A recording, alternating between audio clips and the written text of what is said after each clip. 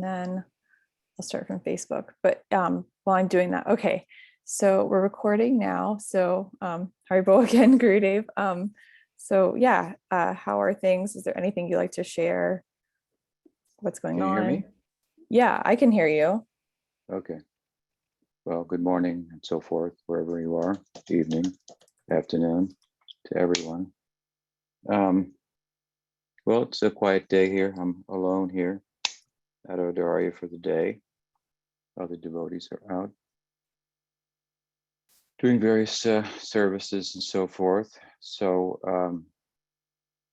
Chidahari will come a little later to do some work. And whoops, hold on.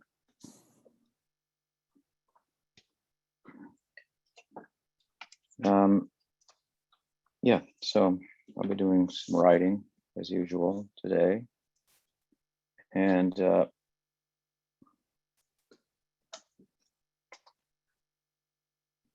excuse me. And I've been thinking a lot about the, we've been having some discussions here about the nature of the jiva. It's been interesting. And the implications of the fact that the jiva has will. So we can say that, for example, all the jivas are the same and they're differentiated materially only by their karma, which is true, but then their will is what determines what their karma is. So on the spiritual side, the same is true. How you worship, who you worship, and so forth determines your status there. But your effort to do so, having been given the opportunity, is an expression of your will. So, as I often say, will is dynamic and unpredictable. It's what makes us individual at the same time that we're the same. We're all the same, but we're all uniform, but potentially kind of a dynamic uniformity and unpredictable. That idea is a little more friendly, I think, to way to speak about nature of the self. So, for example, with regard to the possibility, through the grace of bhakti, of attaining a swarupa form, a nature that's suitable for participating in Leela Seva, in Krishna Leela in particular.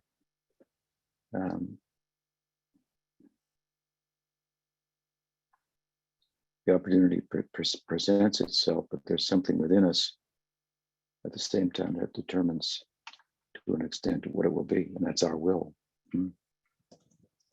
Bhakti's not inherent, the swarupa's not inherent, but there's something inherent in us that has something to do with our standing. Very interesting subject anyway. It's something I've been a little preoccupied with, talking with Vrindaranya and Gurnishta about. So that's what I've been up to. What are the questions today?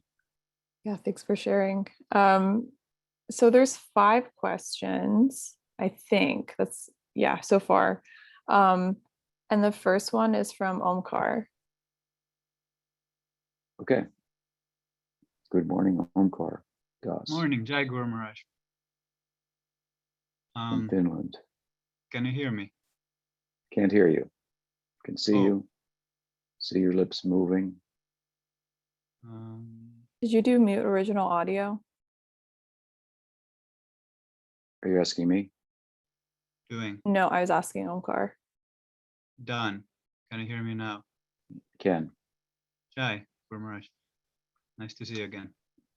My question would be, actually, as we were speaking yesterday with Krishangi and Kamalaksha, who actually are doing all kinds of interviews, and I did one by Hari Priya recently too, and then the photographer asked me if I want to do an interview about, in Finnish there's a word, becoming into faith.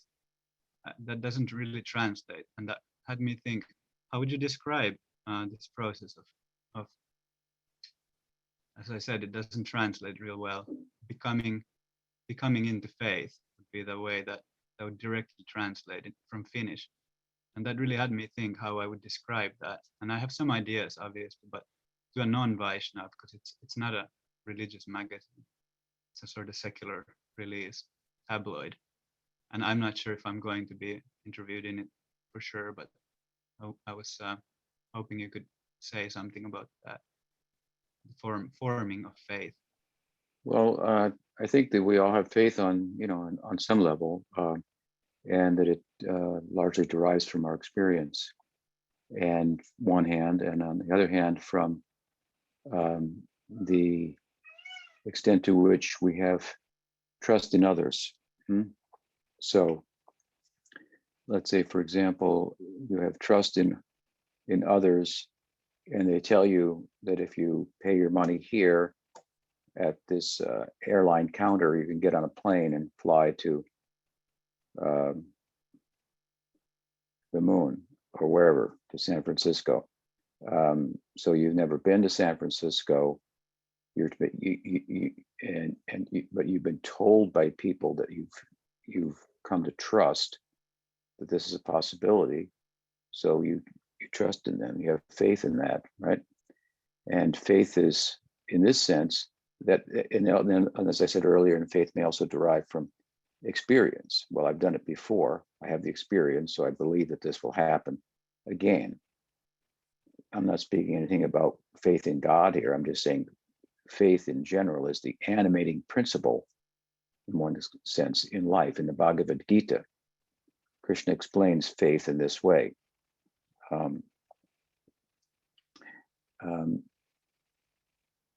Doubt, in contrast,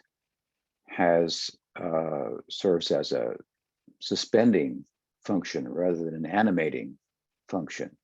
So when we have doubt, we hesitate, our movement is suspended. And when we have faith, we're animated and animated, moving. So this is to speak about it in kind of the broadest terms, if you will, and to separate faith from some religious belief. But that said, we may come into contact with persons whom we trust on a certain level, again, that will tell us about something that we have no experience of, but we trust in them.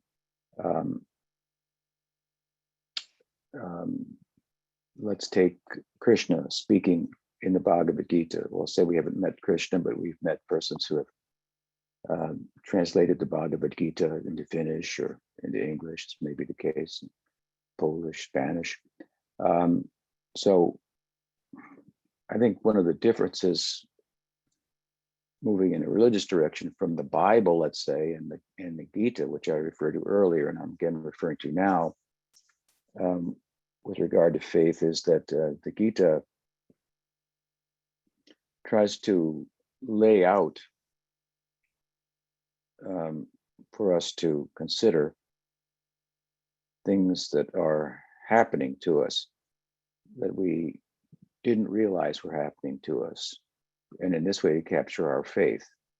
For example, the Gita teaches early on that attachment to things is the cause of suffering, because our ability to keep anything in this world is limited at best. The English adage, here today and gone tomorrow, applies to everything. Just give it some time.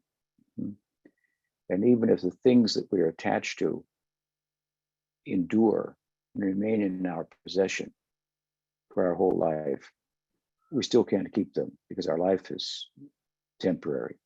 And so being attached to things that we cannot keep is a recipe for frustration, for suffering, for sorrow, or anxiety. The more I like the thing, the fact that I can't keep it, the more troublesome it becomes.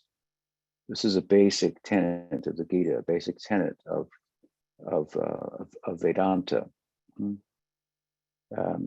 That attachment is the womb from which suffering is born.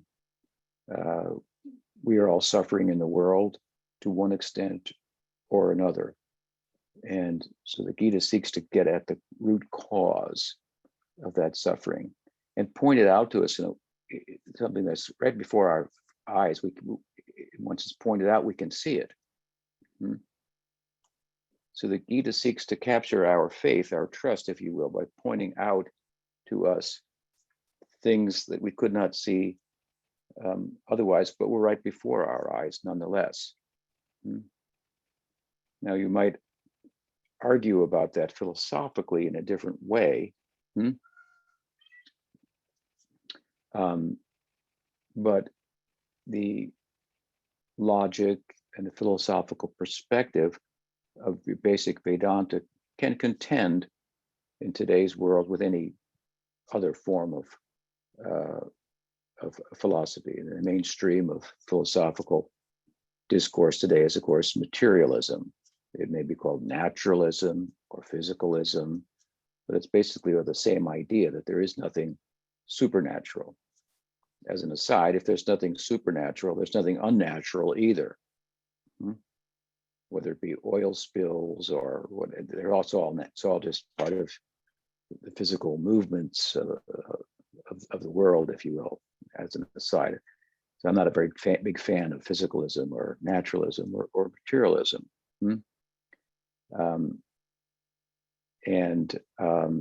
So the argument of Vedanta is that there's something more than physical forces that makes up the world. You may say, well, I don't have any experience of that, but you have experience of subjective content. We have experience of subjective and objective content. There's feelings, in other words. They're subjective, and there appears to be objective things that we interact with and derive feelings from.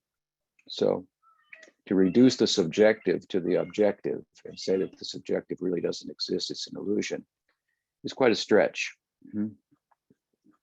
So Vedanta doesn't do that. It kind of reverses the order and tells us that the objective world really derives from the subjective. So anyway, these are long, complicated philosophical arguments, but the point I'm making in brief here is that the argument of Vedanta with regard to the nature of being is one that can contend with any modern thoughts on the subject matter. So it's not just some antiquated idea, and it's powerful in terms of generating faith, just like materialistic ideas have power to generate faith in a particular interpretation of data as well.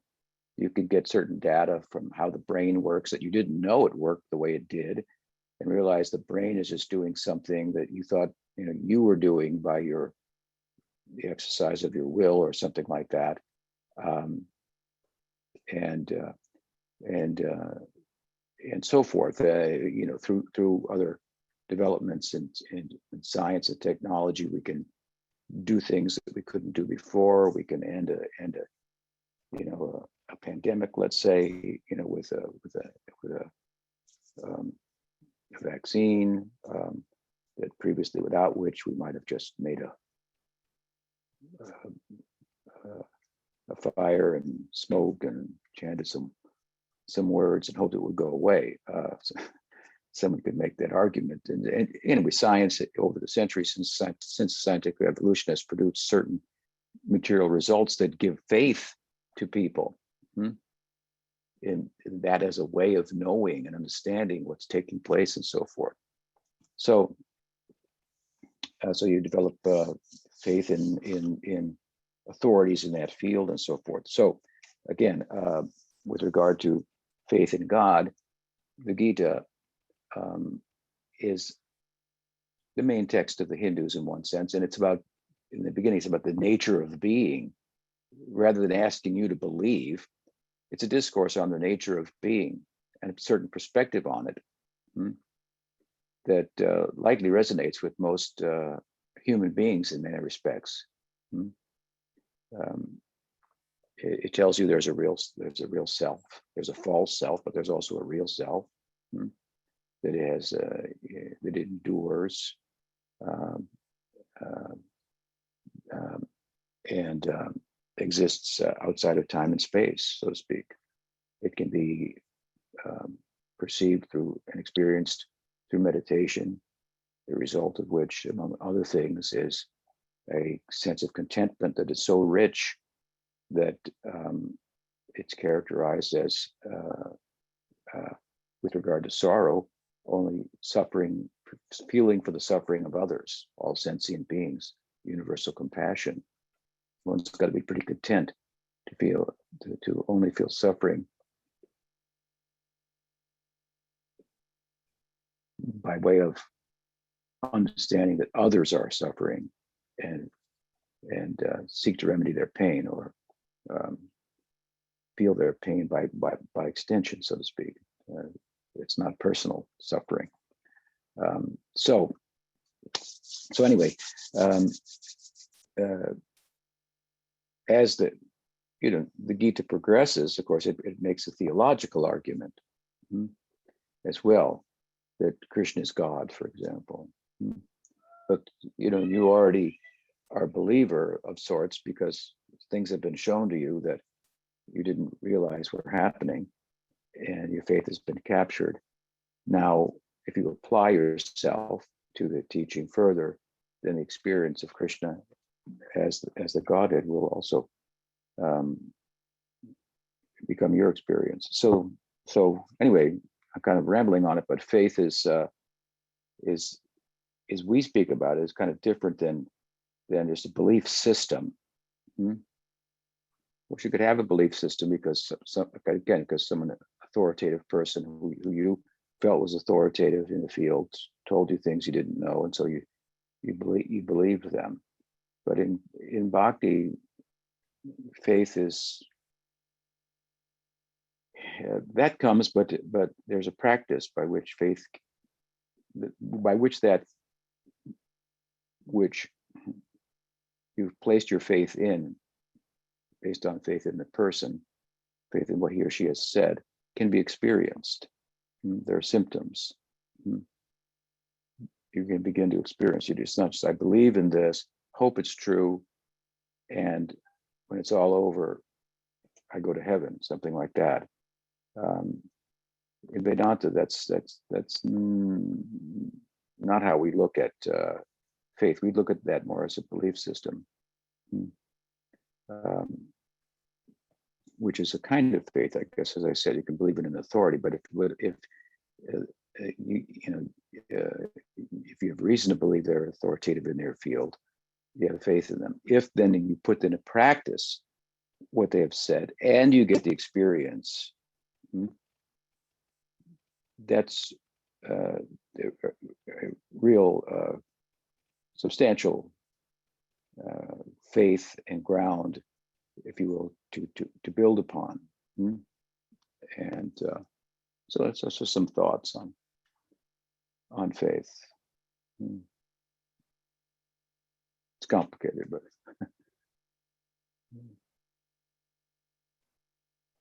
what else? Another question? Yeah, Eric. Dandavat, good morning, Maharaj. Nice to see morning. you.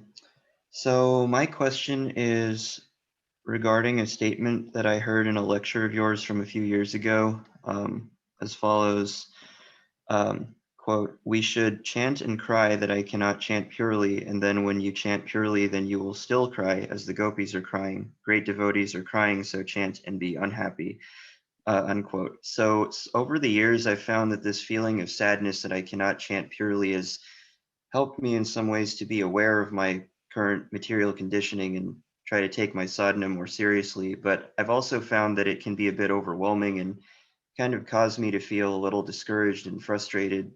But then when I kind of let go of the expectation and just try to give my best effort and then sort of leave the results up to Krishna per the advice of some of the earlier chapters of Bhagavad Gita, I feel a bit more psychologically balanced and not as, I guess, hung up on my present shortcomings. And I've heard several times from other devotees that one should not be too hard on oneself or overwhelmed with their sadhana, as one could get overwhelmed, burnt out from their feelings of disappointment. So could you please explain how someone could apply this statement about crying and sadness in a healthy and sustainable way to one's sadhana?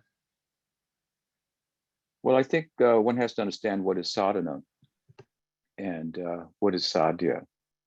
Sadhya means the goal, and sadhana means the means or the practice by which we attain the goal. And I think that in the Western world, particularly, there is a sense that things should be more readily available than they are. We live in a credit society so that you can buy things even if you don't have the money now, you can get it now. So there's this sense of I should have it now, and maybe we lack some patience. So better to understand the goal and the means. And I think that in the context and culture in which these teachings arise, in the East, that people weren't living in with such sense of immediacy and a need for things to happen now, so to speak. I mean, things proceed at a much quicker pace now in industrial and information, society compared to an agrarian society, when you would, for example, plant the field and you would have to wait until the fall, the autumn, to harvest, and then there'd be the harvest, and there'd be the storing of the food, and it would last through the winter, and so on and so forth. So everything that you acquire to make things go quicker and easier makes the world go faster, and the need to have more things to make it, to catch up with it, so to speak. So in that culture, then we get Krishna consciousness. We come in touch with bhakti, and the ideal is very attractive. The practice is said to be very easy comparatively to other schools of Vedanta. But again, that's comparatively. So it's not easy overall. The Gita says, Manusyanam sahasreshu kaschid yatati siddhaye yatatam api siddhanam kaschin mam viti tatvataha. So it's not, it means 1 in a million will be interested. Of the 1 in a million that are interested, 1 in a million of those will come to know me in truth, something like that. Doesn't mean that only 1 out of a million devotees will come to know him. It means that bhakti is rare, enlightenment is rare. We're talking about the ultimate achievement here.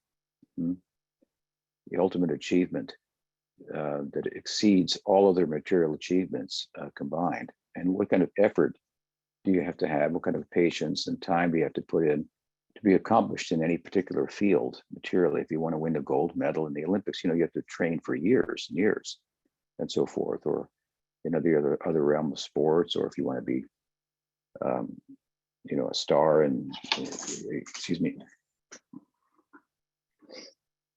a noted musician, artist, as may be the case, and so forth. This takes time. So, I mean, they do say it's not what you know, it's who you know. That's another thing, but the same applies. If we know Krishna, well, you got an easier way, so to speak, than if he's unidentified. The absolute is undifferentiated. But Krishna says that in the Gita. The path of bhakti is easier than the path of gyan. But I think that if you have a better idea, this is a long haul here. This is, and I have been moving in the opposite direction since a time without, beginning.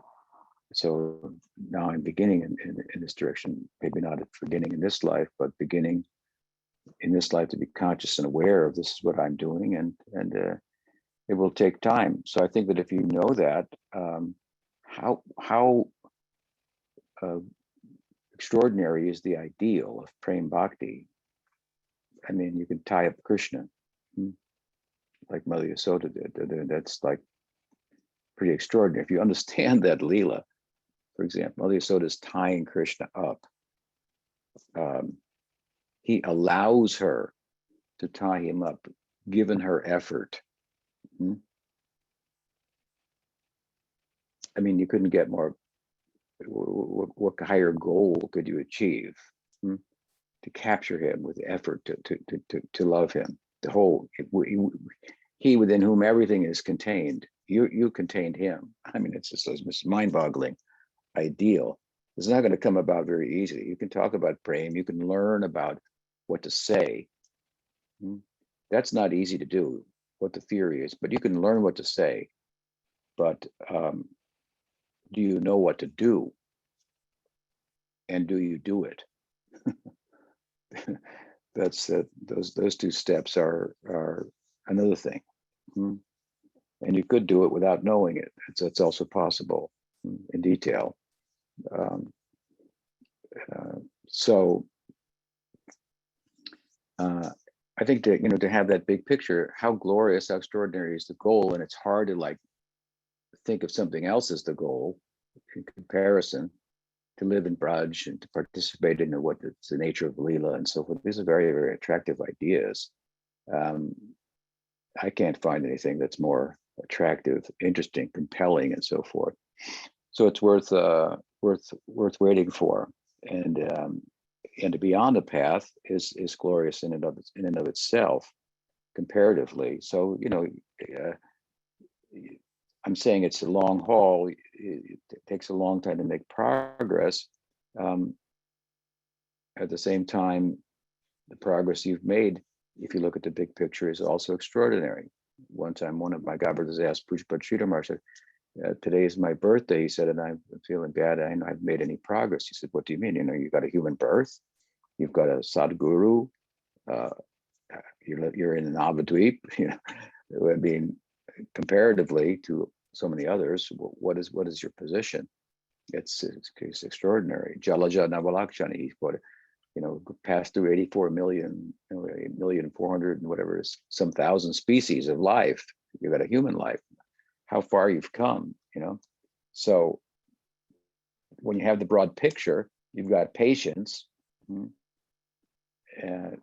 at the same time, you can have enthusiasm, which is a recipe for making progress in bhakti, as Rupa Goswami has explained in his Upadeshamrita. The combination of patience and enthusiasm. So, when we sit before a very spiritually advanced person, we will feel like we're nowhere,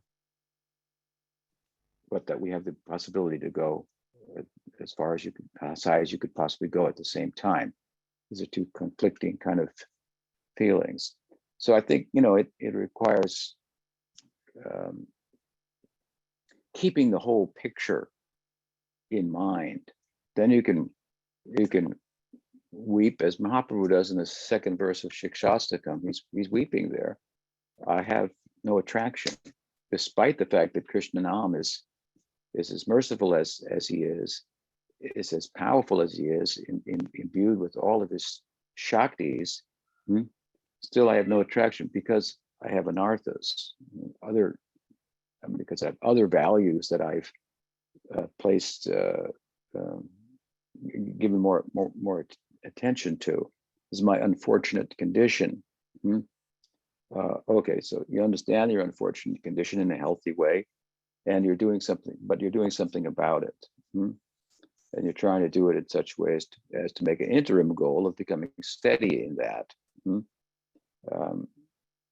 And keeping the real value of prem, in mind and foremost. So I think thinking about it philosophically, that and looking at the bigger picture helps us to have a healthy perspective. So you can give a lecture again, back to where I began my answer to your question, someone from India who's a householder and speak about renunciation and so forth, and they're not bothered by it. They know, yeah, that's true, but this is my condition, alas, but Krishna's merciful, so I'm going. Whereas someone from the West might, think, I'm going to go give everything up right now. I've got to run and do this immediately, and then they may fall on their face, because that's not so easy. It's not necessarily bad that they did that. They developed some tendency for it. That's good. But they do have to become acquainted with the fact that it's understandably a long road. Does that help? Yes, thank you very much, Maharaj. That helped a lot. Hare Krishna. Okay, good. Yeah, I appreciate that question too, and the answer. So Govinda Dasi had a question, and Shama Sundar translated it, put it in the chat, but I'm going to read it. Okay. So the question is, considering that a few days ago was the appearance day of Jahnava Devi, there is not much written about her apart from a brief description and some leelas. Can you share some of the ontological, what do you share? Can you share with what the ontological position of Jahnava Devi is? What is her contribution to the Sampradaya? Jahnava Devi ki jai. Well, there are different opinions about that, but and I've written an article about it. It's an appendix to my book, but it was published early on the Harmonist.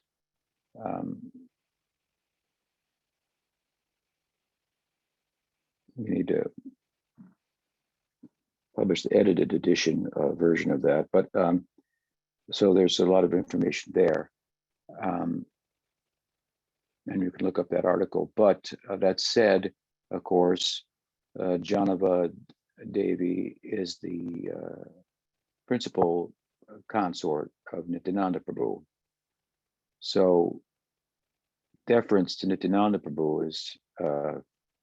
is something that all wise devotees of Chaitanya Mahaprabhu have. He personally, on numerous occasions, made an effort to point out to his devotees, Chaitanya Mahaprabhu did, the importance of Nityananda Prabhu, who might be misunderstood because of his unorthodox type of approach. But at a certain point, Chaitanya Mahaprabhu told him to marry, and that in the context of ministering to household people in Bengal.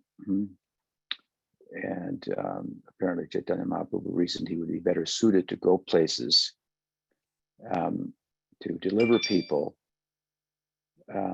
than he himself, Chaitanya Mahaprabhu, would as a sannyasi. Sannyasis are supposed to keep themselves in certain company and so forth. If they're seen in places of ill repute, then people will think that that they're morally compromised. So while he accepted sannyas as a strategy to capture the faith of others, there were some limits to how much that that strategy would facilitate that. So to compensate for that, he has to get back from Puri to do that. And so he married Jahnava and her sister. They are related to Subal Saka's family. And it's obviously very extraordinary to be the, and amongst the two sisters, I think they may have been twins, but Jahnava has played a more prominent role in the Sampradaya. So after the passing of Nityananda Prabhu, which to a large extent, included the passing of his principal associates, although some of them remained on and lived longer than him. But after his passing, Jahnava, who had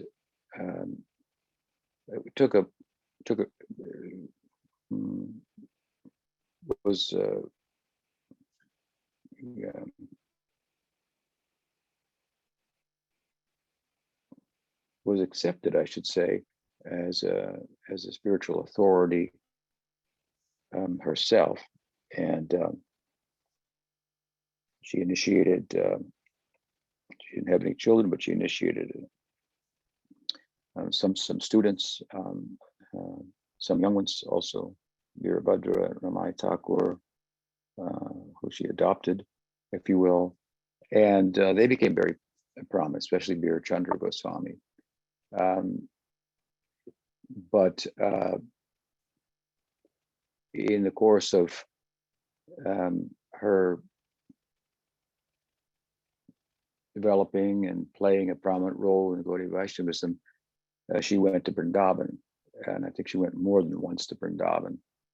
And the basic idea of going to Vrindavan, of course, is something that Chaitanya Mahaprabhu also did, but furthermore, to have the association of the Goswamis there, who were writing deeply theologically about the import of Chaitanya Mahaprabhu's descent. So she became acquainted with the Goswamis' teachings, and opposed to her husband Nityananda Prabhu was in Sakyarasa, she expressed a affinity for, attraction for Madhurya Rasa.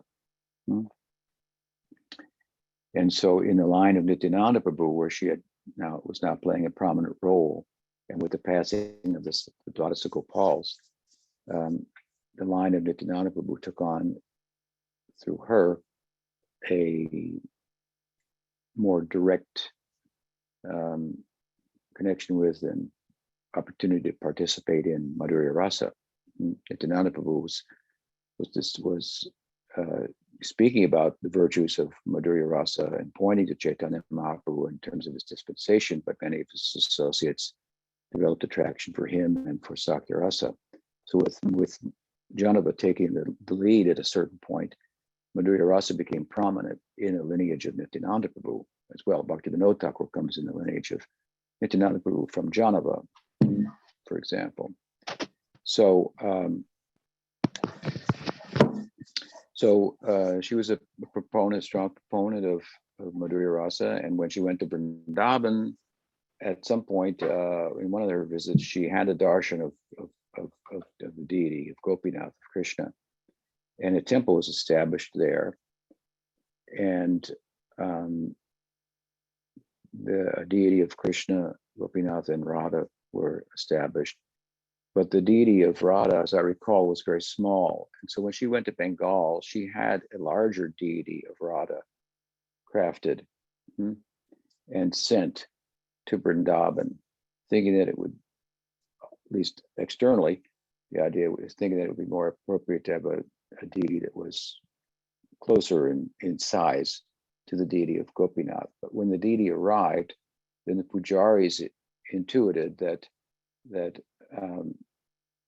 this was actually the deity of Radha, and then they saw the small deity as the younger sister of Radha, Ananga Manjari, and so they identified Jahnava with the younger sister of Radharani in the Braj Leela. They did that. They did that with the help of Ramai Thakur, who was, as I said, one of the initiated disciples of Jahnava, who then started his own school that, in some respects, differed from the Goswami's perspective on Nityananda Prabhu and Balaram. And while he was a great devotee, and there's certainly evidence to that effect, that difference was one that didn't really catch on, so to speak, and become mainstream in Gaudiya Vaishnavism. Ideas, for example, that Jahnava was Ananga Manjari, which has been accepted in the Braj Leela, but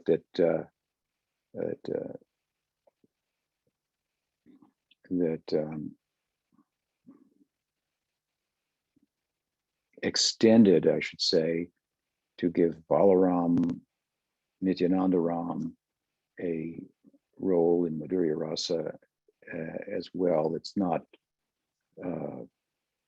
found in the teachings of the Goswamis, Chaitanya Charitamrita, and so forth. So it's a long discussion, but it went in that direction. But the more widely accepted, I would say, orthodox position on Jahnava is that that she is a incarnation in Gaur Leela of Revati, who's the wife of Balaram in Krishna Leela, married her in Dwarka, and that she's also a partial manifestation of Ananga Manjari, who is a Shakti of Balaram. I think the point here, relative to the departure from the theology of the Goswamis on the part of Ramaya Thakur, is more that, well, because Ananga Manjari is the younger sister of Radharani, and she's the Shakti of Balaram, Balaram is, and thereby Nityananda Prabhu is also Ananga Manjari, and therefore he's tasting Madhurya Rasa. But I mean, that's a problematic idea. So yeah, yes, Ananga Manjari is the Shakti of Balaram, but Balaram is Balaram, Ananga Manjari is Ananga Manjari. Radha is the Shakti of Krishna. They're one, but they're different too. They're one in tattva. They're different in bhava. If they weren't, then there'd be no need for Krishna to wonder what it was like to experience Radha's position. He does wonder that, and that's Chaitanya Vaishnavism. So it's a little bit of a complicated discussion, but anyway, the orthodox position is not that, but that Ananga Manjari has appeared. The sentiments, the bhava, along with that of Revati, in the person of Jahnava, who's the consort of Nityananda Prabhu. And she's a proponent of, strong proponent of Gaudiya Vaishnavism and of the theology of the Goswamis, and with an emphasis on Manjari Bhava. Jahnava Devi Ki Jai. What else? Indra? Maharaj, Hare Krishna, all devotees, I hope you're well. So I also have a question about like Radharani. So we have this sign here at home. I think you can see it. And so you can see like the lotus feet of Srimati Radharani are slightly bigger than Krishna's. And so, I also heard, like Krishna is like, very mature for his age and everything. But also in, like old Indian movies, like Sri Krishna Leela, for example, like Radharani is portrayed as like, bigger as in height and in size and everything. And so we had like a Namahata before the pandemic, and all the Indian devotees, they were saying like, yeah, Srimati Radharani, she's older, and all the Western devotees, because of their like aesthetic, they were like, no, she has to be smaller, the Krishna has to be bigger. So I was just wondering, what do like the scriptures really say, or is it also like very ambiguous? As there are like so many different stories, I just really want to know the truth. So yeah, thank you. There are different stories. That's true, and different perspectives. But the Gaudiya Vaishnava position is that amongst the texts that constitute revelation, scripture, the Bhagavatam holds the most important position, Srimad Bhagavatam. The text of the Bhagavatam itself says that it was written by Vyasa in his most mature stage, after everything else had been written. There was a Bhagavad Purana along with the other Puranas, but after the story in the Bhagavatam is that that Vyasa was not content after manifesting all the sacred texts, and that Nard, his guru, advised him, it's because you have not emphasized bhakti sufficiently and overtly. And so the Bhagavad Purana was edited again in such a way as to bring that out. And